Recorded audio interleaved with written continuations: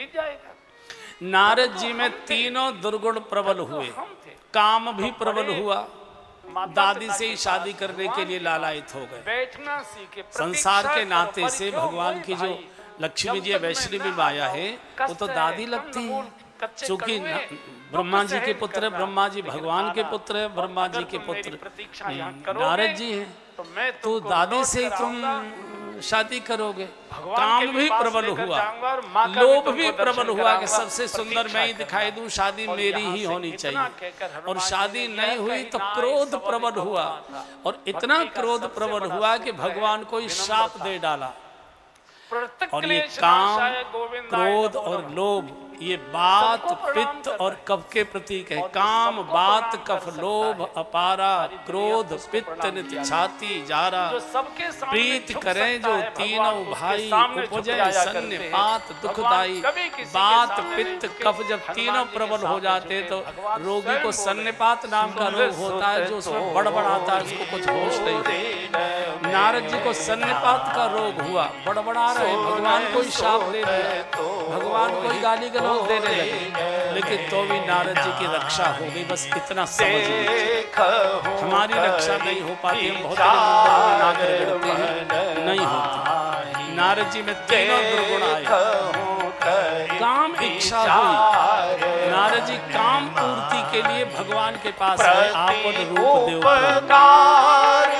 लोभ आया तो रूप के लिए भगवान के ही चरण में गए, भगवान सबसे सुंदर नहीं दिखाई दूं, मेरी ही शादी होनी चाहिए, और शादी नहीं हुई तो क्रोध आया, तो गाली गलौज करने भी भगवान के पास। और भगवान का ये नियम है, तू अगर अपना शुभ और अशुभ, अच्छा और बुरा अगर सब कुछ मुझे अर्पित कर देगा तो सब परिस्थितियों में मैं तेरी रक्षा करूंगा। और कैसे करूंगा? कुल करूं सदा तीन के रखवारी,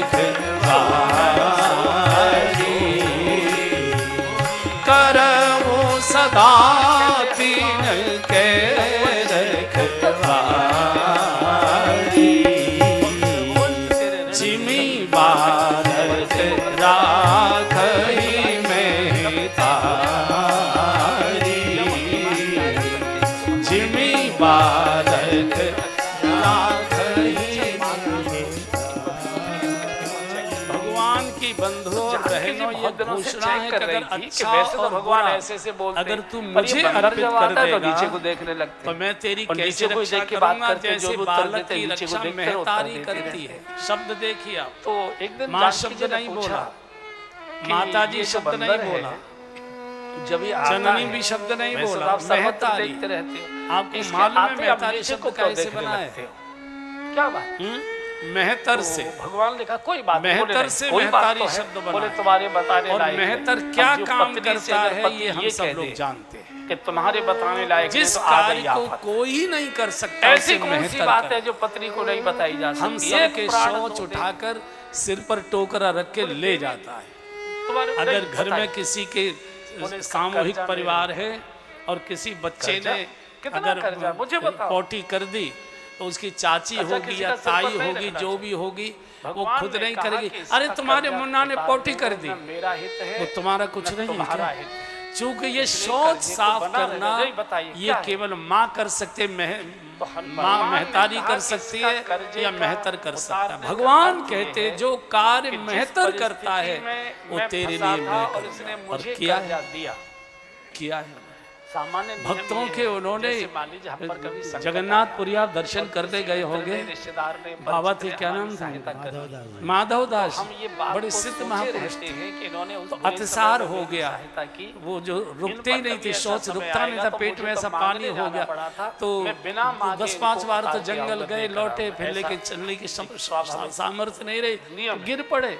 तो भगवान ने कहा सड़ाएं आ रही है, मक्खी में रख रहे लोग दर्शन करें, अरे राम राम राम राम, अरे कोई बाबा देखो कहाँ लगो, किसी ने छुआ तक नहीं। हनुमान जगन्नाथ भगवान स्वयं एक बालक का रूप बना कर आते हैं, बाबा को उठाते हैं, वस्त्र बदलते हैं, स्नान कराते हैं, वस्त्र धो के सुखा के पहनाते हैं और जगन्नाथ जी को भोग लगता था, अपने भोग की खिचड़ी लाकर बाबा को खिलाते हैं। पहले बाबा ने पूछा, बेटा तू कौन है, बड़ी सेवा की है तूने, मुझे बचा लिया, कौन है? तो बोले, बाबा मेरा यही काम है, मुझे साधु महात्माओं की सेवा करने में आनंद है। भगवान ने ये नहीं कहा कि मैं जगन्नाथ भगवान हूँ, मैंने तुम्हारी सेवा की। माँ कभी ढिढोरा नहीं पीटती कि मैं अपने बच्चों की टट्टी पेशाब करूँ, वो तो स्वाभाविक है माँ का सोच हरे। तो भगवान उसकी सेवा जो भगवान के हो जाते, भगवान कितने गिरकर सेवा करते, एक उदाहरण के बाद आगे बढ़ते। ऐसी महाभारत के युद्ध की घोषणा,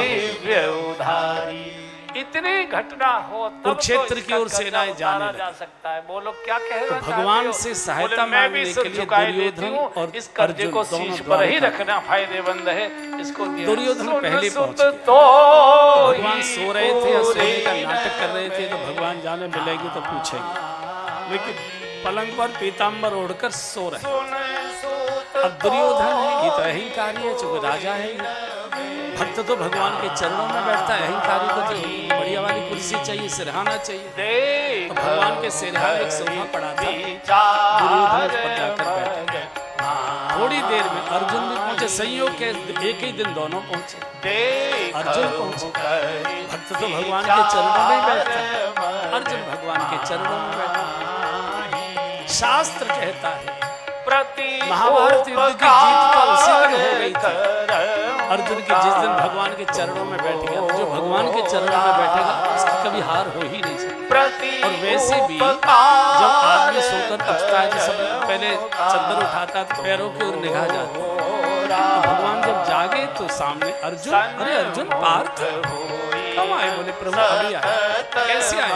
बोले बस आशीर्वाद लेने आए। पीछे से दुर्योधन बोल पड़ा, भगवान मैं हूँ, आया हूँ और यहाँ से पहले आया हूँ, बहुत देर से बैठा। अच्छा अच्छा तुम भी आए हो? हाँ। देखो भाई, तुम मेरे दोनों अपने रिश्तेदार हो, तुम दोनों मेरे। ऐसे श्री हनुमान जी भगवत ऐसा करो भैया, प्रतीक्षा करना, नारायणी सेना दुख होगा, कच्चे कच्चे कड़वे फल हैं, लेकिन मेरी प्रतीक्षा करना, पर क्यों हो भाई? और यह कहनाए सबल को, सबको प्रणाम, जो सबके सामने झुक सकता है। पहले अर्जुन भगवान उसी के सामने कोई चीज बांटी जाती है, हम प्रतीक्षा करते सामने वाला प्रणाम करे।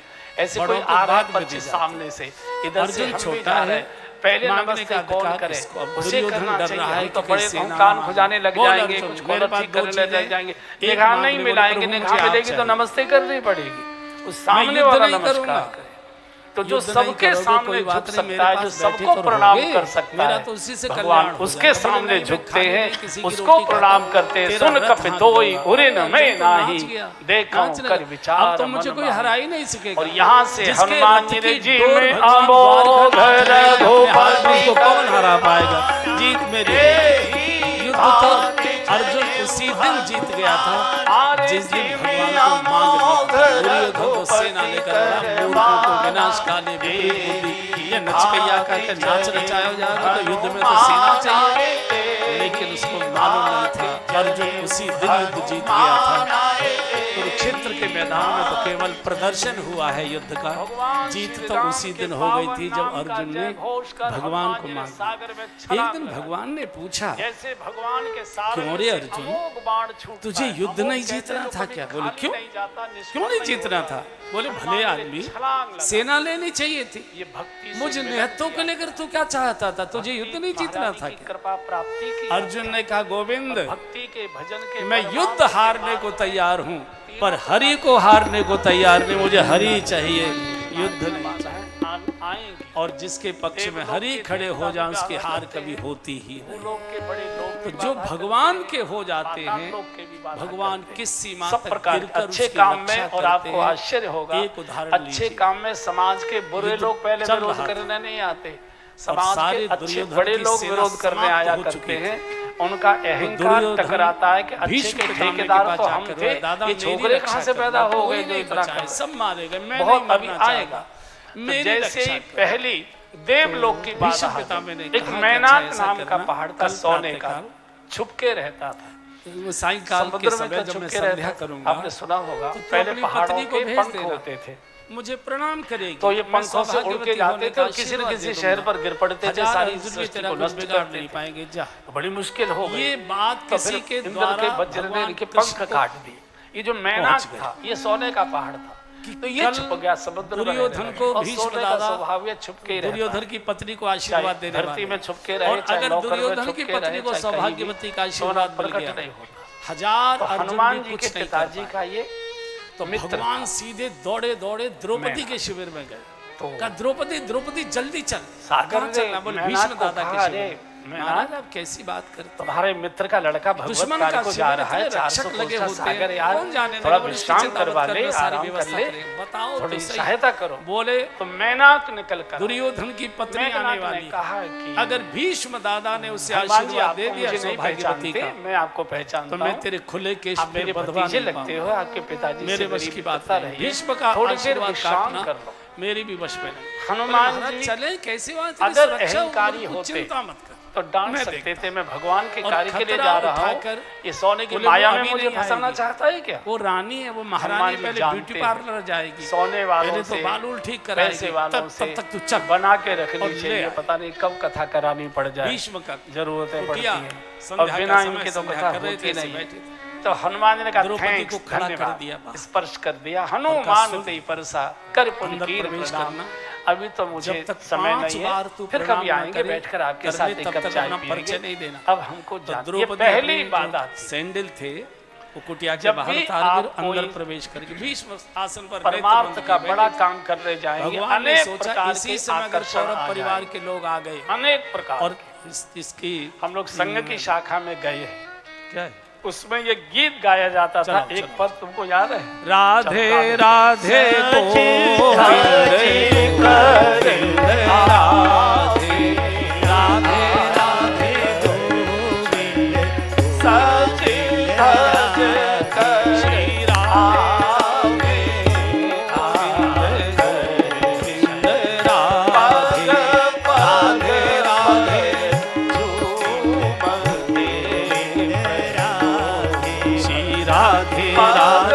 गोविंद गोविंद राधे राधे राधे गोविंद राधे राधे गोविंद गोविंद राधे राधे राधे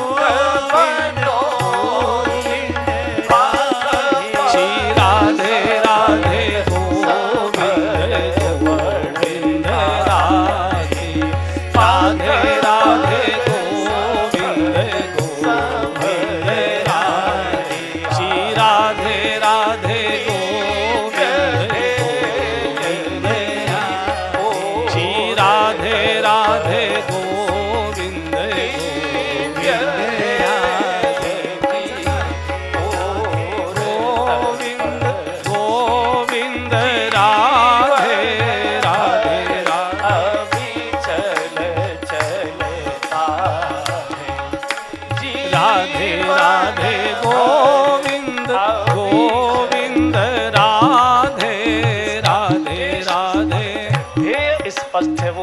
आकर्षण में फंसता नहीं। ये गीत श्री राधे राधे गोविंद कल्याण सिंह यशस्वी मुख्यमंत्री, ये गीत उनका लिखा हुआ है। दिव्य ध्येय की ओर तपस्वी जीवन भर राधे राधे सज धज कर आवे आकर्षण, पग पग पर झूमते प्रलोभन, राधे राधे लक्ष्य तक पहुँचे बिना पथ में पथिक में राधे राधे गोविंद गोविंद राधे राधे राधे। थैंक्स बोल दिया, डांट सकते थे, फटकार सकते थे, लेकिन जानते राधे राधे गोविंद गोविंद राधे राधे राधे। घर से चलते हैं, किसी की इच्छा ये नहीं होती कि हम श्री राधे राधे गोविंद लाइन लगा देंगे, कोई घर राधे राधे गोविंद यही तय करके चलता है। गंगा जी के किनारे बैठेंगे, वृक्ष के नीचे आसन लगा लेंगे, भिक्षा मांग के खा लेंगे, और अपना मार्केट के फटे टुकड़े जोड़ जाड़ कर पहन के शरीर की रक्षा करेंगे, भगवान का भजन करेंगे, भगवान की साधना करेंगे, भगवान का ध्यान करेंगे। हर साधु घर से जब चलता है छोड़कर, परिवार का भी कोई तो आ गया तो उनकी नहीं कह रहा हूँ, जो साधुओं के रिश्तेदार आजकल आश्रमों के उत्तराधिकारी बन जाते हैं, वो तो आए ही माल के लिए, वो तो माल की रक्षा के लिए, तो उनकी बात नहीं बोल रहा। लेकिन जो साधु घर से निकलता है वो वैराग्य के भाव से निकलता है, भजन की इच्छा लेकर निकलता है, भगवत दर्शन की लालसा लेकर निकलता है। लेकिन कहा ओम जब समाज में आ जाता है तो संग खराब मिल जाता है। अरे इनका ऐसा आश्रम, इनका इतना बड़ा वैभव, इनके पास इतनी बड़ी गाड़ियां, इनके पास इतने बड़े बड़े सेठों का आना जाना, तो धीरे धीरे लक्ष्य ओझल हो जाता है। और वो जिसने लिखी है मुझे मालूम नहीं किसने लिखी है, लेकिन वो पंक्ति उनके ऊपर चरितार्थ हो जाती है। आए थे हरि भजन को ओटन लगे कपास। पहले साधु बनकर आया था, मालाओं की संख्या गिनता था, 10 माला पूरी हो गई कि नहीं, 21 माला पूरी हो गई कि नहीं, 108 माला पूरी हो गई कि नहीं, नहीं अब तो 1008 माला करके ही प्रसाद पाएंगे भोजन। पहले मालाओं की संख्या गिना करता था, अब सीमेंट के कट्टों की संख्या गिनता है, सौभाग्य शब्द बोल पाए, ईंटों की ट्रॉलियों की संख्या गिनता है। अब तो ट्रॉली में पहले ईंटों के गधों की संख्या गिनता था। और भजन पाठ छूट जाता है, उसी में बह जाता है। चलो एक आश्रम बन गया, अच्छी बात है, फिर उस तीर्थ में भी बनना चाहिए, फिर उस तीर्थ में भी बनना चाहिए, फिर उस तीर्थ में भी बनना चाहिए, फिर उस तीर्थ में भी बनना चाहिए। जब तक दूसरा बनवाना शुरू किया तब तक यहाँ किसी चेले ने कब्जा कर लिया। अब इससे कोर्ट में लड़ाई लड़ो, फिर इससे झगड़ा करो, यहाँ पुलिस पर जाओ, वहाँ पुलिस पर जाओ, और जीवन नरक हो जाता है। जब संग बिगड़ जाता है तो पूरे जीवन की यात्रा बिगड़ जाती है। हनुमान जी इसलिए कहा गया ज्ञान नाम अग्रगम्यम है, स्पष्ट लक्ष्य स्पष्ट है, तुम्हें प्रभु कार्य से निकला हूँ, माँ के दर्शन करने हैं, माँ के चरणों में जाना है, माँ का संदेश लाकर प्रभु को देना है। इसलिए धन्यवाद दिया, धन्यवाद, बड़ी कृपा की। अभी मेरे पास समय नहीं, आगे कभी आएंगे, बैठेंगे आपके साथ, बैठकर जलपान करेंगे। अब हमको जाने भगवान को जैसे ही देवलोक की बाधा पार हुई, भीष्म को उठाने की कोशिश, देवता घबरा गए। तो जो बगल में सैंडल लगे हुए थे, बगल से ये कौन वैरागी तपस्वी पैदा हो गया, त्यागी तपस्वी। हम तो सोने की जरा से अंगूठी नहीं त्याग पाते, इसने सोने का पहाड़ त्याग दिया। भगवान मिल सकता चूंकि इनको अपनी कमजोरी मालूम है। आपने सुना होगा मानस में, कथा में भी सुना होगा, मानस पढ़ते होंगे तो उसमें भी आपने पढ़ा होगा, जितने भी देवता थे सब रावण क्या चाकरी करते थे, नौकरी करते। दिक्पालन में नीर भरा हुआ, दिक्पाल पानी भरते थे, सूर्य और चंद्रमा बुहारी लगाते थे। ये सारे के सारे देवता चाकरी करते थे, नौकरी करते थे। कारण क्या था? देव योनि भोग योनि, और भोगी को 2 कमजोरी होती, कंचन और कामिनी। रावण इन देवताओं की कमजोरी जानता था, तो जो देवता लंका आ गया, एक सोने का फ्लैट दे दिया था, एयर कंडीशन, और एक सुंदर सी नाग कन्या के साथ विवाह कर दिया। बोले भोग करो और बुहारी लगाओ, भोग करो, गौशाला का गोबर उठाओ, भोग करो, पानी भरो, भोग करो, छिड़काव करो, भोग करो, घास खोदो। तो देवताओं को अपनी कमजोरी याद आ गई, कहीं ऐसा तो नहीं है यहाँ तो त्याग का प्रदर्शन कर दिया। आगे तो लंका तो पूरी सोने की है, लंका तो पूरी सोने की है, कहीं भगवान इंतजार में करते रह जाए और जैसे हम वहां डूबे ऐसे डूब न जाए। तो सुरसा नाम की सांपों की माँ, उसको कहा कि तू परीक्षा ले, सुरसा नाम अहिल कई बात। ये जो भोग होते हैं बंधु, ये नाग बहुत बड़े बड़े तपस्वियों को, ऋषि मुनियों को भी डस लेते। भोग माने वैभव की लालसा, मेरी गाड़ी, मेरा आश्रम महंगे पत्थर वाला हो, मेरा ये मनुष्य को डस जाता है। ये भजन पाठ को भी डस लेता है, महात्मा को भी डस लेता है। तो देवताओं ने सुरसा को कहा परीक्षा लो, कि यहाँ तो त्याग का प्रदर्शन करेगा, और वहां फंस गए तो भगवान इंतजारी करते रहेंगे और हम कैद में कष्ट उठाते रहेंगे। देवलोक हमारे खाली पड़े हैं, देवलोकों में जा ही नहीं पाएंगे। तो सुरसा आ गई सामने खड़ी हो गई। ओहो, आज सुरन मोय दीन आहारा, बहुत दिनों से भूखी थी, आज क्या बढ़िया डेली सा सेब मिला है, गुलाबी गुलाबी रंग का। हनुमान जी तो गुलाबी रंग के थे एकदम बढ़िया, क्या रसीला बढ़िया डेली सा सेब, मैं तो तुझे खाऊंगी। हनुमान जी ने कहा माँ, अगर मेरे खाने से तेरी भूख शांत होती तो ये तो मेरा सौभाग्य होगा, क्योंकि शरीर का और तो कोई उपयोग है नहीं, अंत में तो इसको जलाना ही पड़ेगा। अगर तेरी भूख शांत होती तो अच्छी बात है, लेकिन मेरी तुझसे प्रार्थना, मैं भगवत कार्य से आया, मैं भगवान का कार्य पूर्ण कर दूं, प्रभु का संदेश माँ को दे दूं, माँ का संदेश प्रभु को दे दूं, और फिर मैं तेरे सामने आ जाऊंगा, मुझे खा लेगा। कृष्ण ने मोह कहे वो हनुमान तुम खा लेगा। सुरसाने का बड़ा बुद्धिमान बनता है बंदा, तेरा क्या भरोसा है लंका से नहीं आया तू आप लौट के, तो मैं तो तुझे खाऊंगा। हनुमान ने कहा नहीं मानते तो खा ले, तेरी राजी। कृष्ण ने मोह कहे हनुमान खा ले। सुरसाने हनुमान जी को सटकने के लिए 1 योजन फाड़ा। हनुमान जी ने जय श्री राम कहा, 2 योजन के हो गए। सुरसा ने 2 योजन का फाड़ा, हनुमान जी 4 योजन के हो गए। सुरसा ने 4 योजन में फाड़ा, हनुमान जी 8 योजन के हो गए। सुरसा ने 8 योजन फाड़ा, हनुमान जी 16 योजन के हो गए। सुरसा ने 16 योजन फाड़ा, हनुमान जी तुरंत पवन सुत 32 भयो। और गोस्वामी जी को लिखना पड़ेगा, जस जस सुरसा बदन बढ़ा, जमुई आसु धूल कपिलु दिखा। जस जस सुरसा बदन बढ़ा,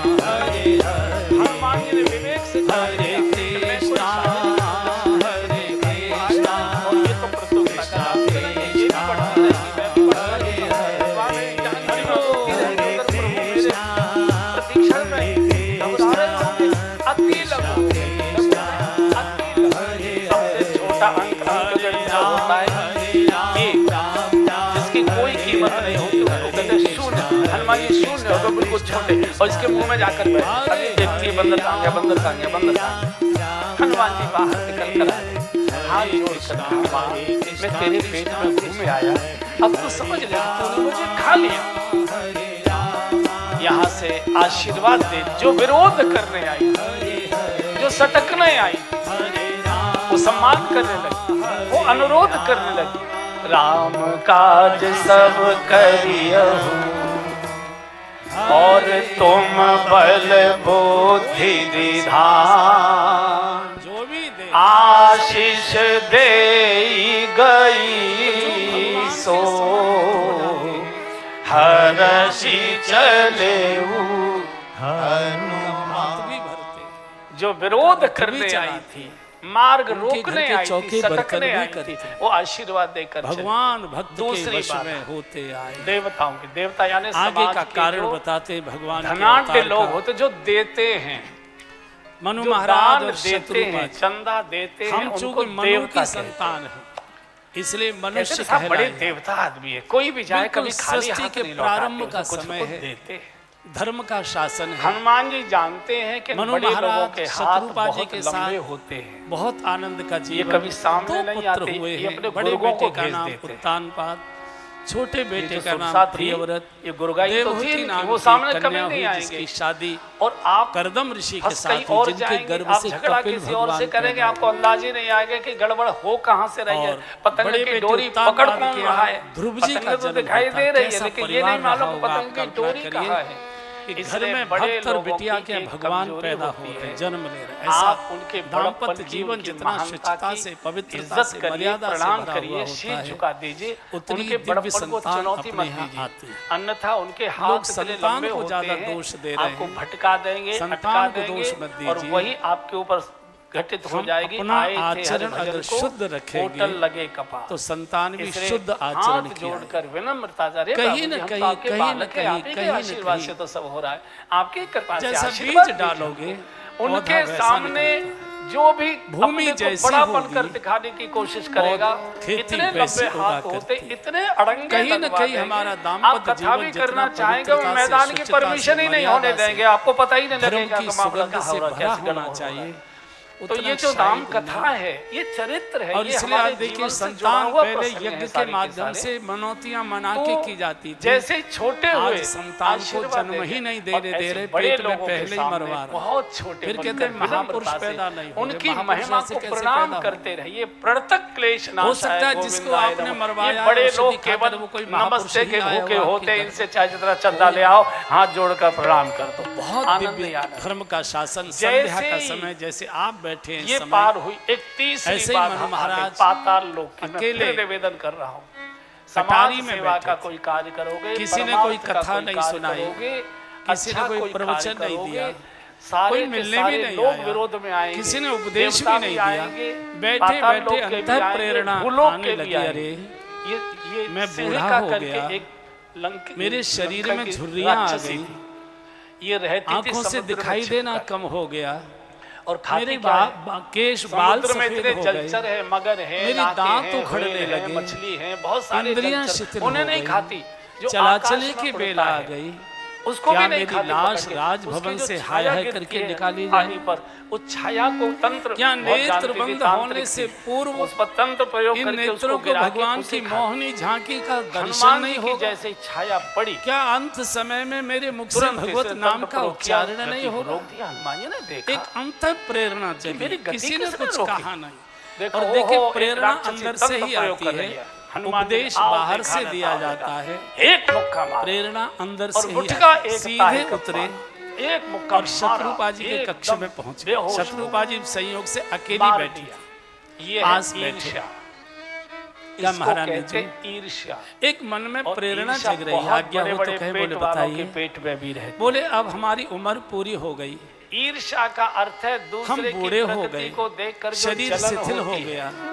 चला चली की बेला आ गई, उठता है, और हमारे बाल बच्चेदार हो क्यों नहीं आ रहे, अब हमारी इच्छा है कि राजपाट बच्चों को समर्पित कर भारत के समस्त तीर्थों का दर्शन करते, किसी एक तीर्थ में किसी संत के चरणों में बैठकर भगवत आराधना करें, भगवत भजन करें, और जीवन का अंतिम समय भगवत प्राप्ति करते, भगवान का दर्शन करते, हरि नाम का सुमिरन करते, जीवन लीला पूरी करें, ऐसे अंतर से प्रेरणा आ रही है। अब तो खैर वो आपका क्या कहना? एक बूढ़े कथावाचक थे, बहुत अच्छी कथा कहते हैं, शत्रुपा जी के भी नेत्र डबडबा गए, आंसू छलक आए, राजन तो नई उम्र के लड़के हैं, विचार तो मेरे भी मन में बहुत दिनों से चल रहा था, संकोच के कारण से मैं कह नहीं पाती थी, लेकिन मेरी भी आपसे एक प्रार्थना है, कहिए रानी। उसमें एक बड़े रानी ने कहा महाराज सद्गुण और सद्विचार परिवार था, बड़ी मुश्किल से मन में आते हैं, और इतनी कम उम्र लेकर आते हैं,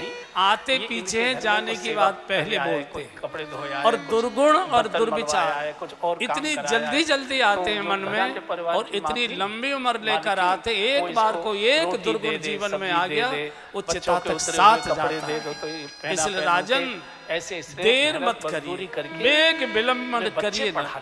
शत्रुपा जी बुद्धि की प्रतीक है, बुद्धि स्वरूप बदलती है, पूजा में होगी अलग प्रकार की होगी, मंदिर में होगी अलग प्रकार की होगी, कथा में होगी अलग प्रकार की होगी, दुकान पर बैठी होगी अलग प्रकार की होगी, मित्रों में होगी अलग प्रकार की होगी, राजनीतिक लोगों में बैठी होगी अलग प्रकार की होगी, बुद्धि सैकड़ों रूप देने में बदल लेती है, हर प्रकार के इसमें दिन भर विचार बदलते रहे।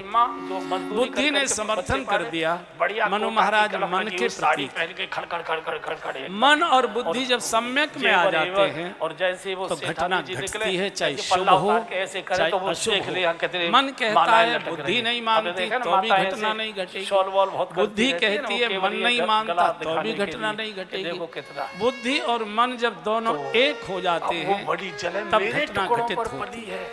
तुरंत जब रानी ने समर्थन कर दिया, बुद्धि ने समर्थन कर दिया, उसी समय दोनों बेटों को बुलाया, मैं देख लूं कि हम उत्तानपाद को भी प्रियव्रत को। तो पति आए शाम को अपने और बैठे और अपने सिर की जो पगड़ी थी उतार कर उत्तानपाद के शीश पर रख दी। बेटा अब तुम सब प्रकार से योग्य हो, शादीशुदा हो गए, बाल बच्चेदार हो, हम बूढ़े हो गए, हमारी चला चली की बेला आ गई, हम चाहते हैं जीवन का अंतिम समय तीर्थ दर्शन करते करते किसी तीर्थ में किसी संतों के चरणों में भगवान का सुमिरन भजन करते जीवन लीला पूरी करें।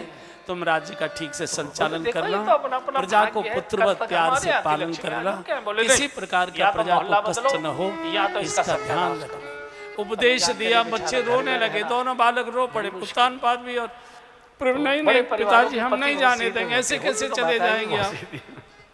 हर पुत्र चाहता है वृद्धावस्था में मैं अपने हाथों से अपने वृद्ध माता पिता की सेवा करूं, इस पुण्य से आप हमको क्यों वंचित करना चाहते। आप कोई राजकाज में बिल्कुल भी रुचि मत लीजिए, कुछ मत देखिए, कम से कम बैठे रहेंगे, शंकर जी का आपका हम दर्शन तो करते रहेंगे, हमको आशीर्वाद तो मिलता रहे। आप कोई कुछ मत करिए, लेकिन आप बैठे रहिए, अंत समय में हमको कम से कम माता पिता की सेवा से वंचित मत करिए। दोनों जब बालक रोने लगे, दूध की टपका लो, पिघलना चाहिए था शत्रुपा जी को, पिघल गए महाराज मनु। बच्चों की किलबिल दादी को अच्छी लगती है, बाबा को ज्यादा अच्छी नहीं लगती है किलबिल। बच्चे की नाक दादी ज्यादा पहुंचती है, बाबा ज्यादा नहीं पहुंचते, चिल्ला दे के जरा बच्चे की नाक पहुंचो जल्दी से करा लिए शंकर जी का क्या। तो पिघलना चाहिए था शत्रुपा जी को, वैसा तो तू इस लायक पिघल गए, तुझे वरदान दो, लेकिन चूंकि साधु की महाराज बात को मुझे पूरा करना है, बोल तुझे क्या। शत्रुपा जी ने देखा इसने का सर राजा तो पिघल गया, मुख से नहीं बोली। शंकर जी ने कहा राजन तू चार मांग ले, बेग विलंबन करी नरप, कोई तिलक लगाकर आरती उतार कर विदा नहीं करेगा यहाँ से। ये घर परिवार की माया ममता ये सब जबरदस्ती छोड़ोगे तभी छूटेगी, और ये सोचोगे ये काम निबट जाए तब छोड़ेंगे, ये काम निबट जाए तब छोड़ेंगे, इसकी शादी हो जाए तब छोड़ेंगे, इसके हाथ पीले हो जाए तब छोड़ेंगे, बहू की गोद में बालक आ जाए तब छोड़ेंगे, नातनी की शादी हो जाए तब छोड़ेंगे, छूटेगा नहीं। आपकी लाश को हाय हाय करके इसी महल से निकाला जाएगा। इसलिए जब विचार आया है तो देर मत करिए। वो स्वामी ने लिखा है बरबस राज सुतहि तब दीना, बरबस राज सुतहि तब दीना, नारी समेत